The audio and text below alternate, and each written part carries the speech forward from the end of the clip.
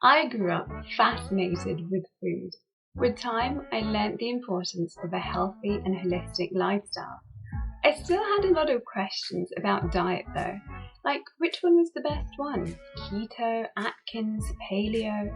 Was there an optimal diet for your blood type? Could you really get a wheat belly?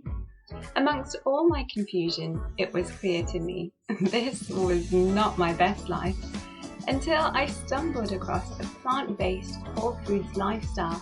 Suddenly it all made sense, from preventing cancer, diabetes and heart disease, feeling the most well and energetic I had ever felt in my entire life, helping the environment and respecting other sentient beings on our beautiful planet. I decided to dig deeper with a little help from the experts and influencers. Can being plant-based really make you a game changer? Is this the most sustainable way of living? This is Plant Perspective. Well, hello there YouTube fam, and a very warm welcome to you on this episode of Plant Perspective. If you're not part of my YouTube family yet, well, you're very welcome to be. So go ahead and hit the subscribe button. And while you're at it, why not hit the bell sign too, so you can get regular notifications every time a new episode is out. Well, I am so honoured and delighted to have join us on this episode Dr. Alan Goldhamer. He is the founder of the True North Health Centre, a state-of-the-art facility that has turned around the lives of thousands of critical patients.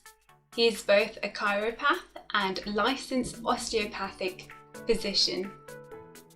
He is the author of the Health Promoting Cookbook and co-author of the groundbreaking book, The Pleasure Trap, Mastering the Hidden Force that Undermines Health and Happiness, and has been featured in some amazing documentaries such as What the Health.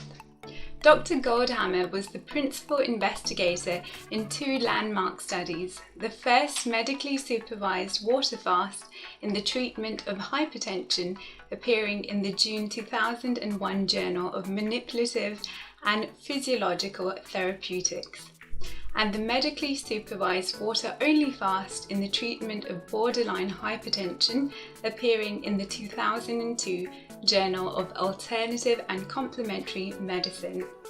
And though we may think all that must be enough to keep a guy tied up, he's still shooting those hoops at competitive level in his 60s, #goals. Here to talk about how some very simple lifestyle changes can help us win back our health, joy, freedom and mobility, the doc is in. Dr. Goldhamer, thank you so much for the privilege of your time. It's so fantastic to have you join us on this episode. Great to be here. Great. Well, I'd like to start off with your book, The Pleasure Trap, which you so wonderfully wrote with your friend Dr. Douglas. So fascinating. I've been having a great time reading it. Not only is it very eloquently written, but it's so factual, which is wonderful. And it really grabs your attention, which isn't always the case when it comes to scientific books. So thank you for doing that. I'd like to actually start off with an extract from the book, if that's okay. Just a quick one from page 38 for the benefit of those who haven't been able to read it as yet. So this is something you've written here. Our population faces a plethora of health dangers. Most people, over 75%, will die prematurely of strokes, heart attacks, congestive heart failure, cancer, or the consequence of diabetes. This means that many of the people we know, our friends, spouses, parents, relatives, co-workers, and even our children will needlessly suffer and die from one of these conditions. We say needlessly because scientific evidence now clearly indicates that most of these tragedies are preventable, not through early or more intense medical intervention, but through the adoption of health-promoting dietary and lifestyle choices. The greatest danger we face from modern medicine is not the risk of misusing shortcut pain relief goal procedures. Simply stated, our greatest threat is our awe of modern medicine. It is our belief that doctors, hospitals, and the high-tech machinery are omnipotent, and that we, with the help of fancy tools and brilliant people, can circumvent the laws of nature. What needs to be understood is that health is the natural, spontaneous consequence of healthful living. It's rarely the consequence of expensive or complicated medical care. Well, I can't agree with you more, but tell us a little bit more about why this is the case, because we really see a lack of sort of willingness in Western society to sort of steer away from medical quick fixes, which aren't really long-term solutions often the time, towards more healthful living, and that tends to lead to permanent consequences, positive ones at that. So Dr. Goldhamer, in a nutshell, for those of us who might not know, why is this the case? Well, human beings are driven, as we talk about in the pleasure trap, by the motivational triad. So people want to seek pleasure, they want to avoid pain, and they want to do it with as little energy as possible, energy conservation, because we evolved in an environment of scarcity. So the ability to conserve energy was a critical part of the survival of our ancient ancestors. And so that's the wiring we have in our heads today. And so, modern medicine is kind of great at feeding into what we call the pleasure trap. The idea that we get trapped by this idea of more pleasure, less pain, with less energy. And, that's exactly what you do when you treat the symptoms of disease with pain medications, et cetera. You get rid of the pain. You do it very easily. You just have to swallow a pill. You don't have to actually do anything. And as a consequence, it feeds that motivational triad. And we do that with everything, with our diet, with our lifestyle, just as we predict in the book that people get caught by this artificial stimulation of dopamine in the brain that comes from whether it's drugs or whether it's chemicals added to food, things like salt, oil, and sugar that make people overweight and contributes to metabolic syndrome and then leads to these leading causes of death. It's important to understand the leading causes of death are not the actual causes of death. The leading cause of death, heart disease, cancer, stroke, autoimmune diseases, are not the actual reasons why people die. They're the result of diet and lifestyle choices. The smoking, drinking, eating animal foods and highly processed refined carbohydrates. And the reason why we spend trillions of dollars unsuccessfully with modern medical treatment is because we're focusing on the leading causes of death, waiting till people have heart disease, cancer, or stroke, and then trying heroically to intervene with very limited results in terms of reduction of all-cause mortality. What my opinion is we should focus more on the actual reasons people get heart disease, cancer, and stroke by quitting smoking, drinking, and stopping eating animal foods and highly processed refined carbohydrates. If you do that, it turns out that the body begins to heal itself, and that's what we do at the True North Health Centers. We give people a chance to give the body a chance to do what it does best, and that's heal itself. And we speed that process of diet and lifestyle change up with something called fasting. Fantastic. Yes, I was going to come to the True North Health Centre a bit later on, but I'm sure we can talk about it now, and I can see the wonderful background there as well. So let's talk a little bit about the True North Health Centre, because it's part of the solution, and you mentioned fasting as well. What is the solution in terms of what you're doing there and what we can do by ourselves at home?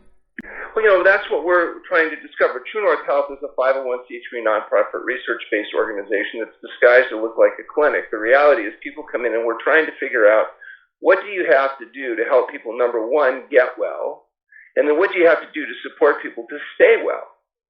And so, we're actively and aggressively involved in clinical research as well as trying to develop effective patient education strategies. So we know from our experience that disease of dietary excess, so obesity and high blood pressure and diabetes, can reverse themselves if you get people to eat a whole plant food, what we call SOS-free diet, a diet free of salt, oil, and sugar, the chemicals added to food that fool the brain and lead to the obesity and these diseases. Sometimes, I know it's hard to imagine, but there are some people that have trouble making diet and lifestyle changes. They might have trouble quitting smoking, or they have trouble quitting alcohol consumption or drug use, or they may have trouble giving up the animal-based, highly fractionated food diets. And so for those people that aren't able to do it on their own with straight education, we'll lock them up at True North Health, basically create an environment where we can do it for them. And it turns out that fasting can allow that process to happen more quickly. So those good foods start to taste good a lot quicker after you've done a fast than if you just do it with straight dietary change. So what people can do on their own is start to recognize right now that they want to focus on the reasons why they and other people get sick and why they're dying. In other words, if you look at heart disease, cancer, autoimmune diseases, and lymphoma, there's one thing they all have in common. They're all associated with dietary excess. They're all associated with metabolic syndrome. And there's another disease now that's common that's also associated with metabolic syndrome, and that's COVID-19. If people have viral infections of any kind, including COVID, and they have metabolic syndrome, their risk of dying is much higher. Some people get sick and they recover, some people get sick and then they succumb. And one of the variables is our baseline health. And what's been disappointing to me is instead of people saying, we have these terrible problems that are circulating around and giving people trouble, let's use this time to motivate ourselves to lose the weight, get healthy, improve our immune system so that we can have more resilience. Instead, people have gotten kind of depressed and despondent and gained more weight and indulged in more short-term pleasure-seeking, self-indulgent behavior, and it's really a shame. I understand why. If you think about prisoners, the worst thing you can do for a prisoner is often put them in solitary confinement. They don't like that. In fact, they'll put themselves at great risk just to be able to continue to circulate in the prisoner population because solitary is an extreme punishment. And essentially, a lot of people feel like that they've been isolated. And so I think that's driven some of the depression and some of the aberrant behaviors that have actually, ironically, made us more vulnerable, not less vulnerable, to the very problems that we're, trying to address and trying to cope. And so, it's huge challenges for people escaping the pleasure trap. We say it's the hidden force that undermines health and happiness. It's the why people are overweight, why they're vulnerable to premature death and disability. And it's perhaps one of the greatest challenges people face is escaping the pleasure trap in its many faces. It's so important to ask why, isn't it? I think we live in a generation where it's sort of just, following the crowd and not really asking too many questions. We're bombarded with social media and, 10-second videos. And there's this sort of culture of not thinking things through and thinking deeply. But I hope we can start bringing that back and get folks to really question their decisions and look into the world, look into the causes of things. Despite everything, still there is a sort of a taking toward intermittent fasting these days, and that's sort of catching on a lot more in the fitness world. And you spoke about, fasting and how that's part of sort of the True North Health Center, something that you do. And of course, you've been part of such major studies when it comes to fasting as well, clinical studies. Can you tell us a little bit more about why fasting is so effective? Sure. Well, we believe that everybody should fast every day. For a period of between 12 and 16 hours, depending on what your goals are and what you're trying to do. That it's not a good idea to eat all day and all night long and eat right before you go to sleep and wake up and eat. That this interferes with sleep quality, interferes with weight control, interferes with maintaining healthy microbiome, etc. So we recommend that people do fast, and you stop eating 3 to 4 hours before you go to sleep, hopefully at a decent hour. You fast through the night. You may even get up and do some exercise in the morning to preferentially mobilize stored fat. And then you have 3 healthy meals of whole plant foods, in that 8-hour or maybe up to 12-hour feeding window. And in doing that, it may help people regulate weight control. It allows them to get better quality and quantity of sleep.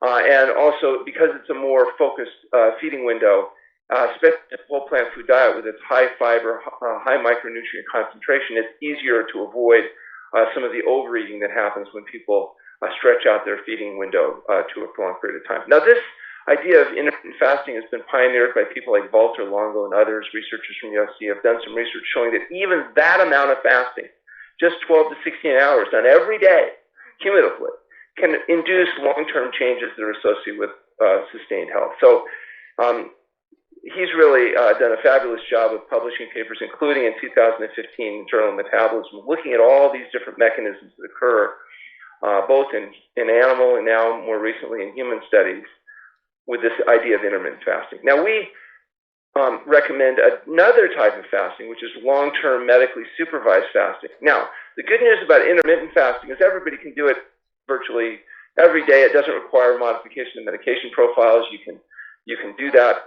at home, unsupervised, and generally have a good outcome with that. With long-term water-only fasting, the reality there is that needs to be done after there's been a history exam, laboratory testing, and provisions for daily monitoring. It's not something we would recommend people go on a 40-day water fast without appropriate medical support. And so we provide that medical support at the Treatment Health Center for people to do medically supervised long-term water-only fasting in a controlled environment. It's also important that when we extend fasting from intermittent to long-term, that rest be assured. The problem is when you start fasting, after about 48 hours, you've depleted your glycogen stores, which means that if you maintain ongoing levels of activity, of exercise or excess brain activity, the only place the necessary glucose can come from is a process called gluconeogenesis, which is involving a breakdown of muscle tissue, which we don't want to do.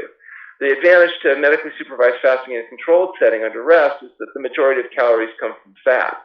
And what's interesting, we've recently done a study at True North using a DEXA scanner that allows us to do whole body composition and look at the changes of the curve of fasting in terms of body composition. And we learned that, okay, when you go on a fast, you lose weight, and when you come off a fast, you regain weight.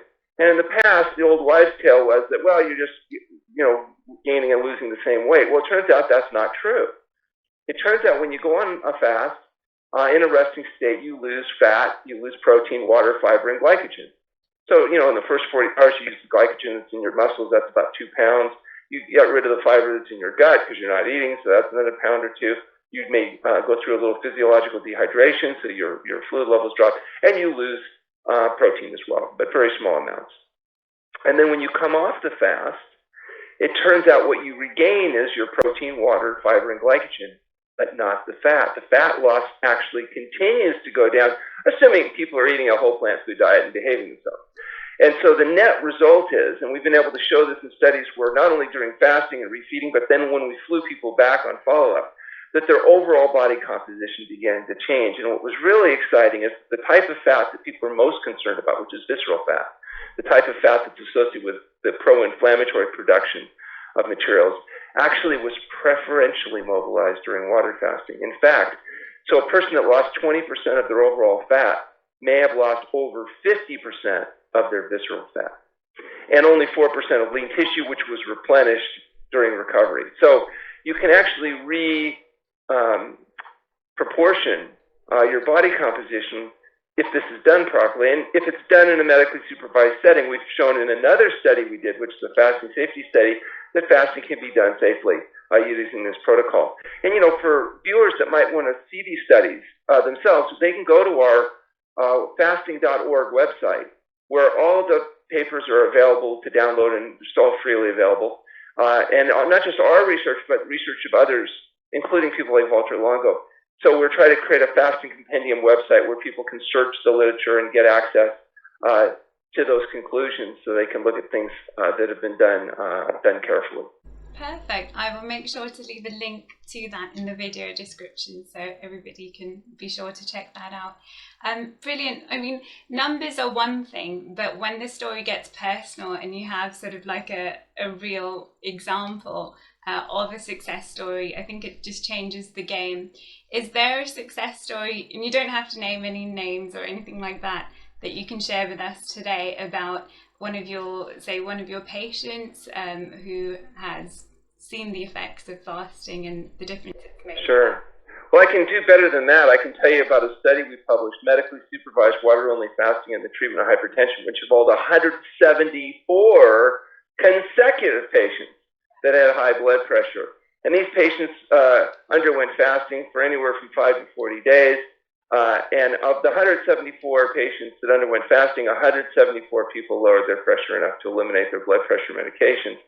And in fact, we have the largest effects that have ever been shown in treating high blood pressure in humans, with an average effect size of over a 60-point drop in systolic blood pressure for patients with stage 3 hypertension. So if their systolic blood pressure started at 180 or higher, their average effect size was over 60 points. Not to count the fact that many of those baselines were taken on medication. And all of those patients were free of medications at the completion of the study. And we also have follow-up data that shows that people that are willing to do really dangerous and radical things like eat well and exercise and go to bed on time can sustain those results essentially indefinitely. So it is possible to lose weight and keep it off. It is possible to normalize blood pressure and keep it down, even though most conventional medical doctors will tell you that once you start blood pressure medications, you'll have to be on them the rest of your life. They will guarantee you that you'll never get well so long as you do what you're being told. And the reason is that blood pressure medications don't deal with the reasons why people have high blood pressure. They're merely trying to affect secondary effects that artificially lower pressure, with very disappointing results, I might mention. That the people that have lower all-cause mortality with blood pressure medication are really restricted to those with the highest levels of hypertension. People with more moderate levels of hypertension don't notice a reduction in all-cause mortality.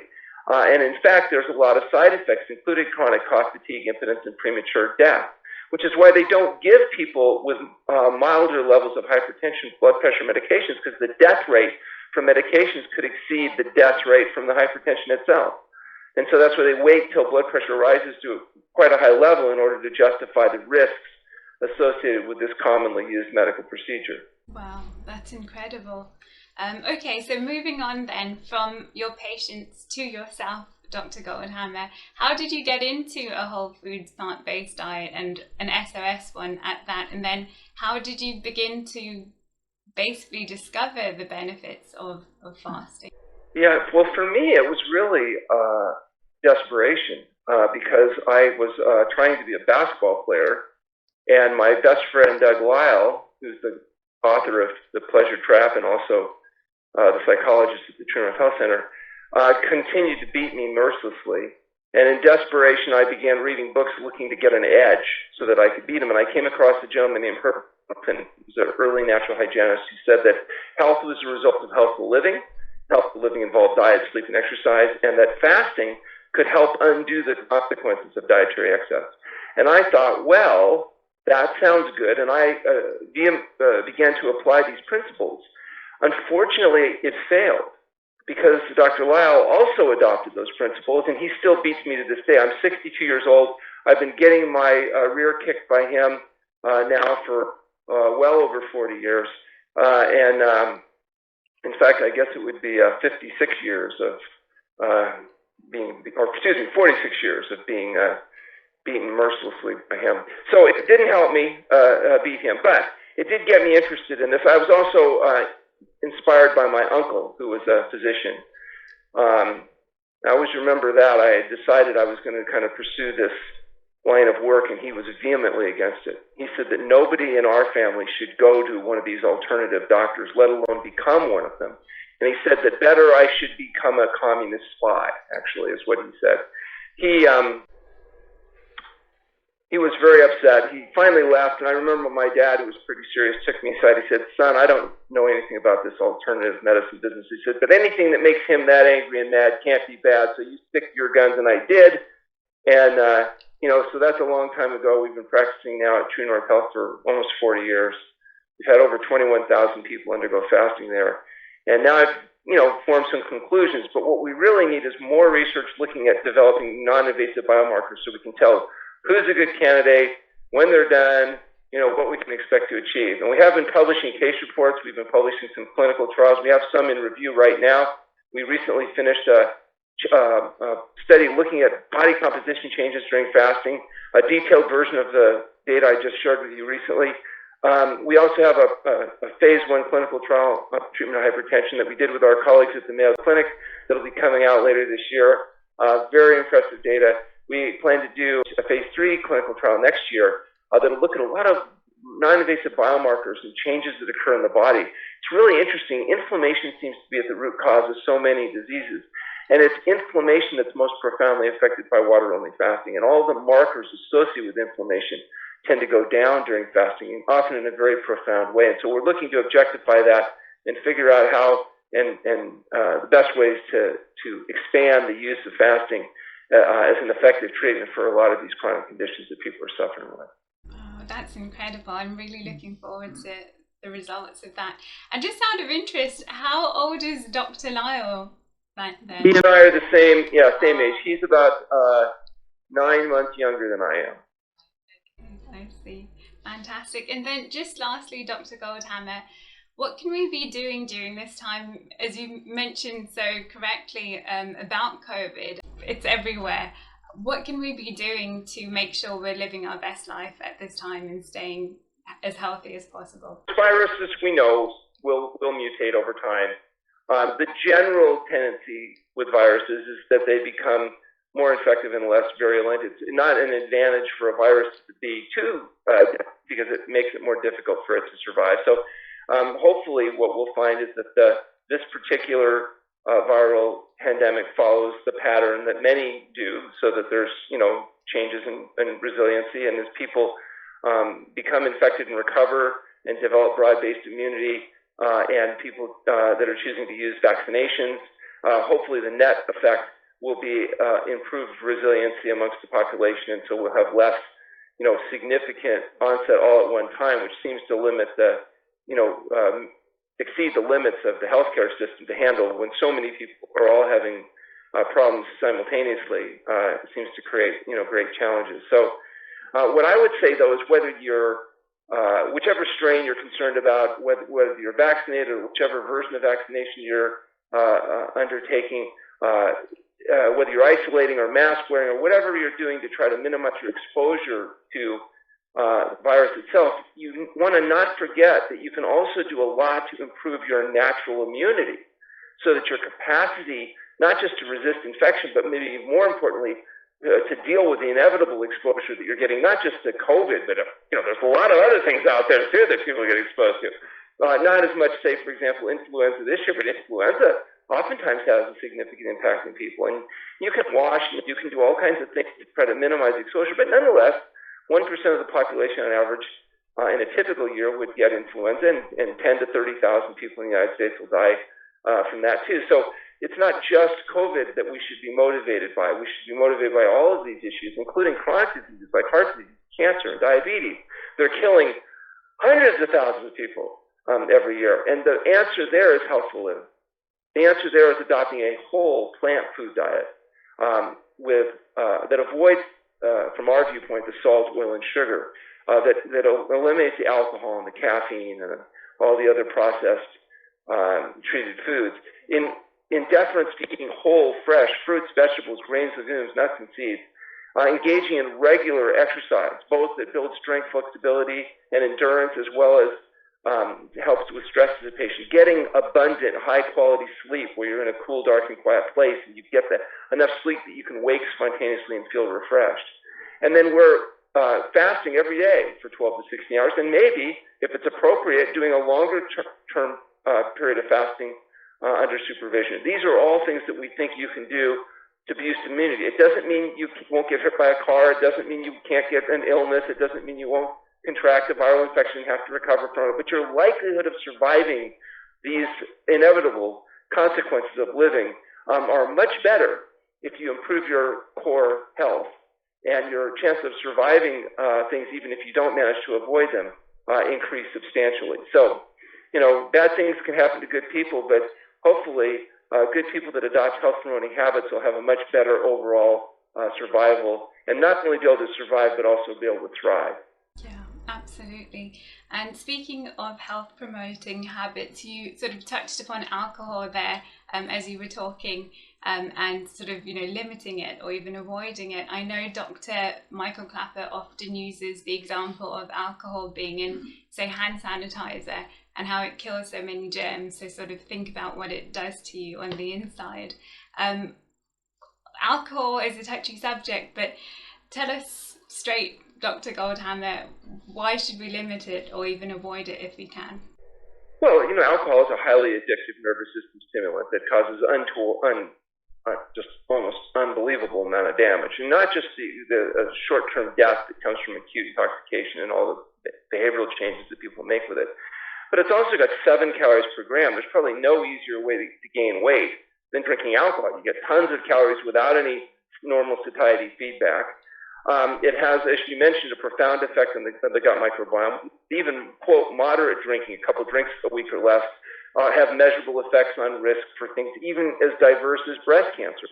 So it's not just obesity, but think about the fundamental issue. When people drink enough alcohol, they get cirrhosis of the liver because it's the fatty infiltrate that occurs from the scar tissue in the detoxifying organ when you take this nasty substance in with all of its mind-altering effects and pretend that it's some kind of health food because maybe the red wine has resveratrol, a powerful antioxidant. It comes from the skin of grapes. What I would say is eat some grapes if you want resveratrol. You don't need to poison yourself with alcohol. So I don't think it's a question of, talking about, quote, moderation. You can only talk about moderation when you have something that has a normal relationship to the health of the organism, and alcohol is not, in my opinion, one of those things. And the same thing is true with other recreational drugs. So basically what we think is that if you live healthfully, you'll feel healthy, and then the need to depend on mind-altering drugs will become somewhat less attractive. Yeah, absolutely. Thank you so much for that. I think that's a truth that we really do need to hear, and it's great that you don't sort of steer away from sharing that truth with us. So thank you, Dr. Goldhamer. Fantastic. Well, guys, I'm going to leave a link to where you can get the Pleasure Trap. Definitely recommend this awesome piece of art by Dr. Lyle and Dr. Goldhamer. It's so fascinating. You've got to read it. Dr. Goldhamer, thank you so much for your time today. It's been wonderful. And just, your knowledge and all those wonderful facts and figures you can just quote off the top of your head is amazing too. Yes. If I might mention, for those that might be interested in knowing whether fasting, this longer-term fasting, might be relevant, we do offer a free service for your viewers, which is if they go to our website at healthpromoting.com and complete the registration forms, which gets us their medical history, we offer a no-cost phone conversation with me, and I'd be happy to talk to your viewers individually about whether or not any of this kind of stuff might be relevant to them, and or refer them to a place that might be closer to them if they want to try to do some fasting near their home. We have doctors that we've trained that are running places around the country.